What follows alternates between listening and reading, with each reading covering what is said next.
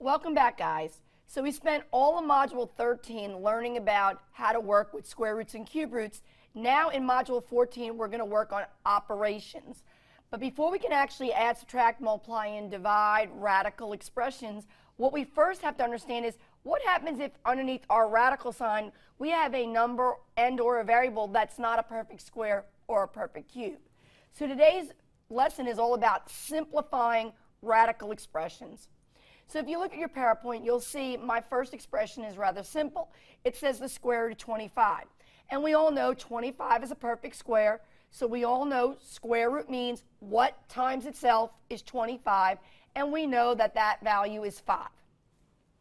But what happens if I put underneath the square root symbol the radicand 24? I'm asking you what number times itself is 24. And you and I both know there is no whole number that exists that if I multiply it to itself would give us 24. Now the problem is, can I just leave my expression as square root 24? Is that in math in simplest form? Well, think back to when we just did rational expressions, fractions.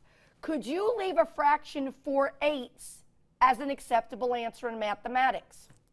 Correct. You would all say no, 4/8 is not reduced because a fraction has a division bar, and we could divide 4 and 8 by the greatest common factor of 4, and it would reduce to 1/2. So you guys have been trained since elementary school to understand that concept. Every time we write a fraction, a rational expression, it's got to be reduced, simplified. You've got to divide it down to lowest terms. Well, the same thing is true with radical expressions. If you have a radicand underneath your root symbol, it's got to be reduced. Now, we know the radical sign does not mean division. So the question is, how do you simplify? How do you reduce a radical expression? And it's real simple. A square root symbol, the only numbers you've learned to square root are numbers that are perfect squares. So what we're going to have to do to simplify the square root of 24 is we're going to have to factor it. We're going to have to rewrite 24 as multiplication. And when we write it as multiplication, one of those terms needs to be a perfect square, a number that we can actually square root. So let's start at the beginning. I have the square root of 24. I know that is not a perfect square number. So we're trying to find a perfect square in 24. So the first thing I'm going to do is list the factors of 24 from 3rd grade math. So if you look, the factors of 24 are 1 and 24, 2 and 12, 3 and 8, 4 and 6. Okay? 24 has 4 sets of factors. Now, you can't go eeny, meeny, miny, mo and pick the factors you like better.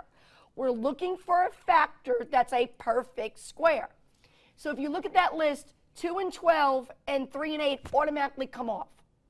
2, 12, 3, and 8 are not perfect square numbers. You know the perfect square numbers because you've been memorizing that list. 1, 4, 9, 16, 25, 36, 49, 64, 81, 100.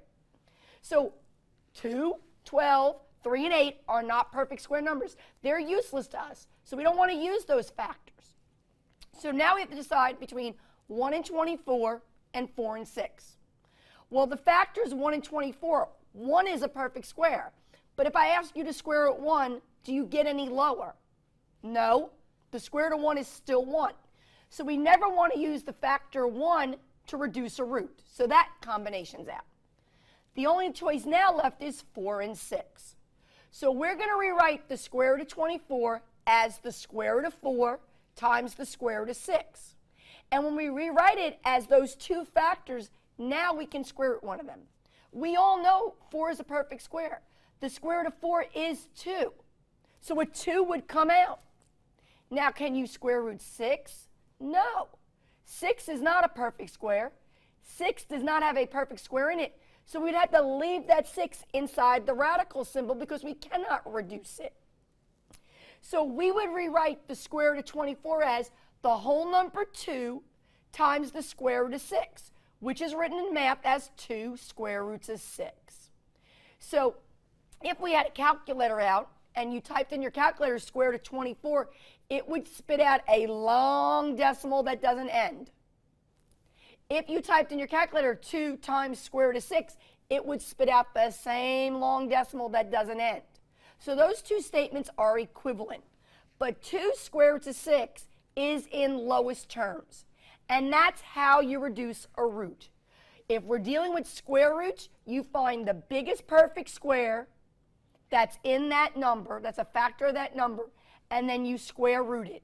And the other factor that's not a perfect square, you leave inside the radical symbol. All right, let's go to the whiteboard and try a couple.